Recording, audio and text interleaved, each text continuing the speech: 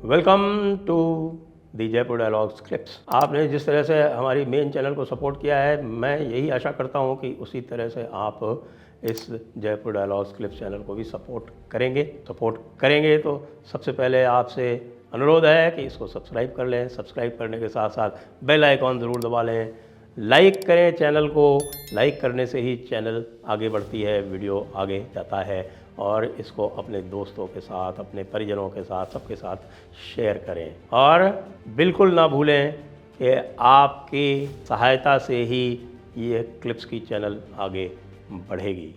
Enjoy the clip. इसमें आपने ये तो बता दिया, और इसमें ड्यूटीज़ ऑफ द सिटीजन्स भी दी हुई हैं जी। वो क्या है?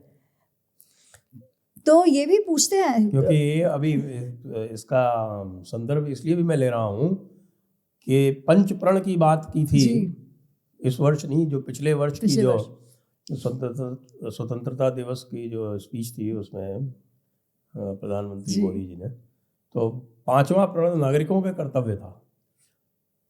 और हमारा जो पूरा का पूरा जो संविधान है या जो पूरी मॉडर्न गवर्नेंस है पूरे विश्व की, वो अधिकार आधारित है जी। वहाँ धर्म की बात नहीं आती, कि धर्म का मतलब कर्तव्य से हो जाता है।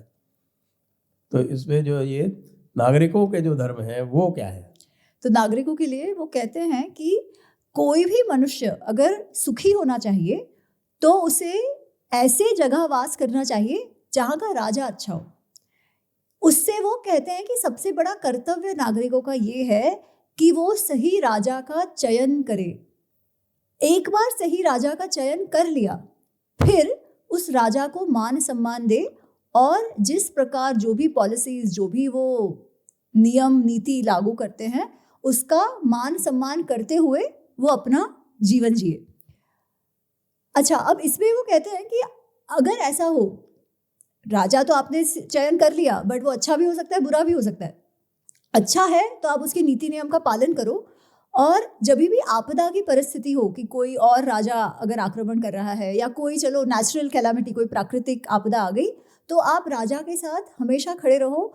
जो भी करना पड़े आपको राजा के लिए, राज्य के लिए, आप करते रहो। ये तो मेन आपका मुख्य कर्तव्य है ही है। पर साथ में वो कहते हैं कि अगर ऐसी परिस्थिति आए कि आपके राज्य में अराजकता फैल गई है, क्यों? क्योंकि राजा भ्रष्ट है, राजा अपना दायित्व नहीं निभा रहा है, और उस स्थिति में अगर कोई और राजा इस राजा पर आक्रमण करता है, और आप जानते हैं कि वो राजा जो है वो न्याय संगत शासन करता है और वो धर्मनिष्ठ है, तो आपको उस राजा के साथ खड़े रहना चाहिए। ये भी वो कहते हैं कि अगर राजा आपका भ्रष्ट हो गया हो तो उसको निकाल कर जो अच्छा है उसको लाने के का भी आपका ही कर्तव्य है, क्योंकि फिर आप करोगे कुछ नहीं और चाहोगे कि अपने आप सिचुएशन सॉल्व हो जाए, तो ये होगा नहीं। अब उसी को आप आज की परिप्रेक्ष्य में देखो तो वही है ना, कि जो वोट नहीं करते वो कहेंगे कि नहीं, मतलब सबसे पहला कर्तव्य तो हमारा वही है कि हम वोट करें। वही, उसी से हम कह सकते हैं कि अच्छा, अब हम कर्तव्य हमने निभाया, अब अधिकारों की बात आएगी। तो कहीं ना कहीं यही विचार है उसमें भी। जी, ये तो सुंदर विचार है इसमें। और ये 13 शत्रु की इसमें बात आती है। हमने रावण के परिप्रेक्ष्य में दशारी सुने हैं, और वैसे षडारी होते हैं, काम क्रोध लोभ मोह मद मात्सर्य। तो ये इसमें 13 कैसे हो गए?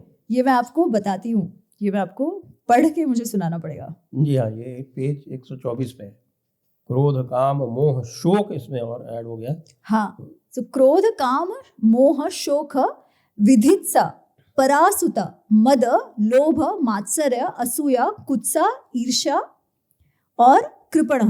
अब ये कहीं ना कहीं थोड़े से जुड़े हुए भी है, पर इसका अर्थ क्या है? तो वो कहते हैं कि क्रोध काम, ये तो हम समझ गए। मोह, किसी विषय का ज्ञान नहीं होना, समझ नहीं होना, और मानना कि यही वो सही बात है, तो ये है मोह। शोक, आपने कुछ खोया है, वो शोक की बात है।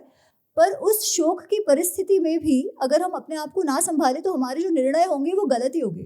तो इसलिए उससे भी बच के रहना है। इसलिए कृष्ण जो जब गीता में भी बात करते हैं तो वो सम सुख दुख दोनों की बात करते हैं, कि सुख में आपको बहुत ज़्यादा एक्साइट नहीं हो जाना है, पर दुख में भी अपने आप को संभालना है। बहुत ज़्यादा आप शोक ग्रसित हो जाएंगे तो वही हालत होगी जो युधिष्ठिर की हुई है, कि वो अपना अर्जुन की पहले अध्याय में अर्जुन की हुई है कि आपका स्वधर्म ही आप भूल जाते हो, कि क्या करना चाहिए वही आप भूल जाते हो, इसलिए शोक से भी ध्यान रखना है।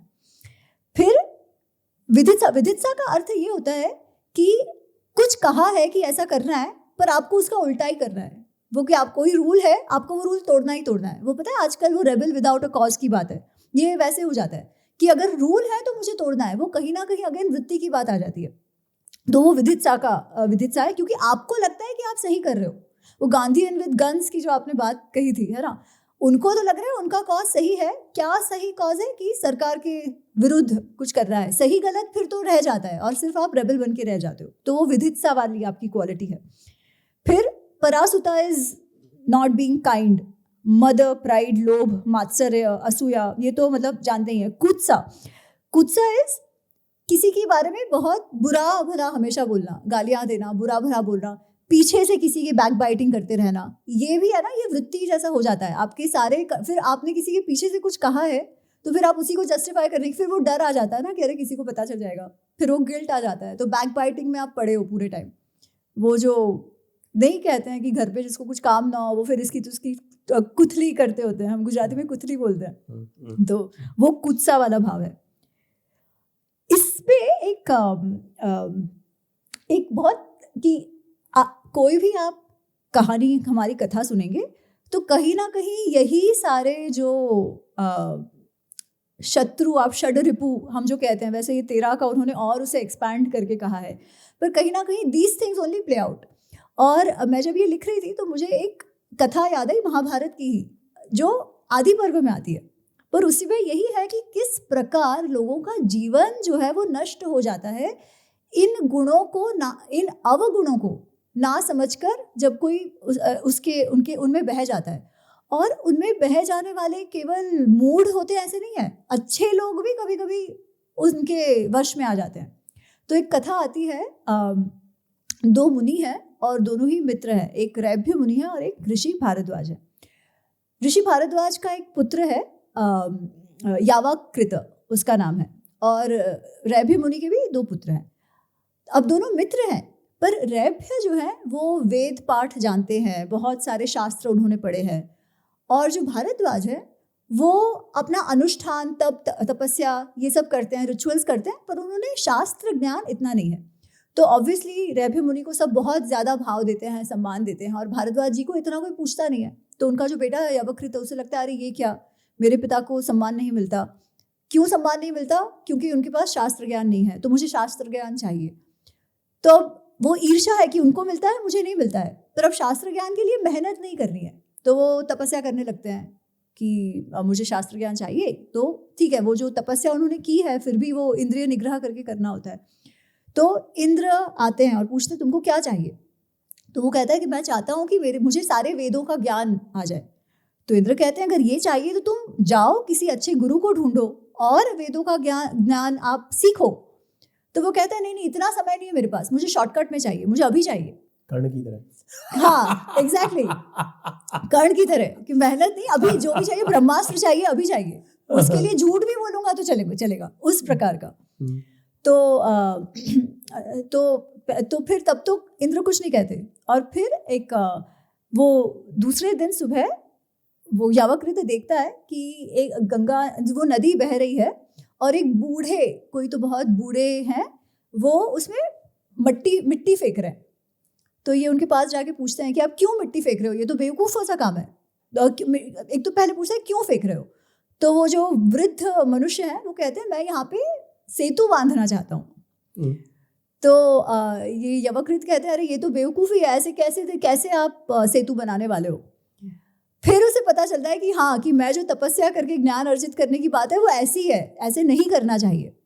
पर नहीं, उन्होंने तो ठान लिया है कि मैंने तपस्या की है, अगर आप प्रसन्न हुए हो तो मुझे शॉर्टकट में ज्ञान मिल जाए।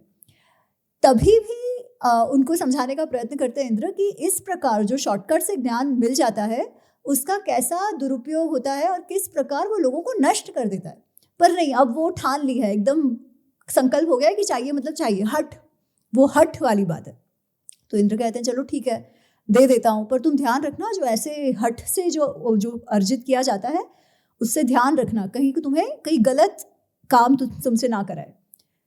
तो कहता है नहीं नहीं आप चिंता मत करो, और वो उनको वेदों का ज्ञान मिल जाता है। अब वेदों का ज्ञान मिल जाता है तो फिर लोगों से सम्मान मिलने लगता है, लोग बुलाते हैं, जैसे रैभ्य मुनि को बुलाते हैं वैसे इनको बुलाने लगते हैं, सब होता है। अब उसमें कहीं ना कहीं अहंकार आ गया है, क्योंकि इतना मान सम्मान मिल रहा है और मेहनत किए बिना का मान सम्मान है। तो एक दिन वो रैभ्य मुनि के आश्रम से जा रहे हैं, तो रैभ्य मुनि की पुत्र वधू है, बहुत सुंदर पुत्र वधू है, वो अपने कुछ काम में कर रही है। तो ये यवकृति वहाँ जाते हैं और ये उनका आवभगत करती है, पर ये एकदम कामासक्त हो जाते हैं रैभ्य मुनि की पुत्र वधू में, और कहते हैं अब तुम्हें मेरी सेवा करनी ही पड़ेगी, नहीं तो मैं श्राप दे दूंगा।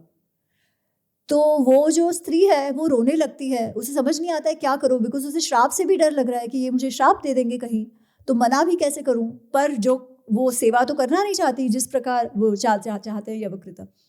तो वो उनको समय थोड़ा सा यूटिलाइज हो जाए और कोई और आ जाए तो उनको एक कोने में ले जाते हैं।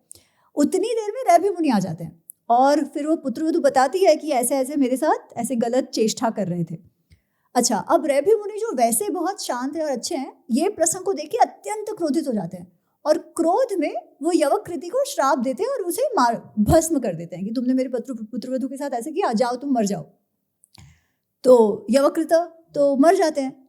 अच्छा, अब जब भारद्वाज ऋषि, जो भी ऋषि हैं, उनको जब पता चलता है कि ऐसा ऐसा हुआ है, तो वो अत्यंत शोक में आ जाते हैं और वो शोक सहन न कर पाने के कारण वो अपना जीवन त्यागने जाते हैं। पर जीवन त्यागने से पहले कहते हैं कि रैभ्य तुम्हारे कारण मेरे पुत्र की ऐसी हालत हुई है, तुम चाहते तो केवल उसे डांट सकते थे, उसने कुछ किया तो नहीं था, उसने भले चेष्टा की हो तो तुम केवल डांट सकते थे, पर तुमने डांटा नहीं, तुमने उसको मृत्यु दंड दे दिया। तो अब मैं भी मर जाऊंगा क्योंकि मैं इस शोक को सहन नहीं कर पा रहा हूँ, पर तुम्हारे साथ भी ऐसा हो कि तुम्हारे पुत्र के कारण ही तुम्हारी भी मृत्यु हो, ऐसे होता है। फिर और इसमें आगे आता है कि फिर उसके पुत्र के कारण कुछ होता है, बट उनको 2 पुत्र हैं जिसमें से एक एकदम इंद्रिय संयमी है और वो फिर अपने पिता को, अपने भाई को और फिर जाके भरद्वाज का जो कुटुंब है उनका भी उद्धार करते हैं। पर इसमें ये सारे आते हैं कि ईर्ष्या के कारण, क्रोध के कारण, हठ के कारण, अहंकार के कारण अच्छे ऋषि मुनि भी इसके वश में आ जाते हैं अगर हम ध्यान ना रखें तो इसलिए कोई भी परिस्थिति हो, अगर ये 13 रिपु कहीं ना कहीं से आ गए तो समझिए कि पतन निश्चित है।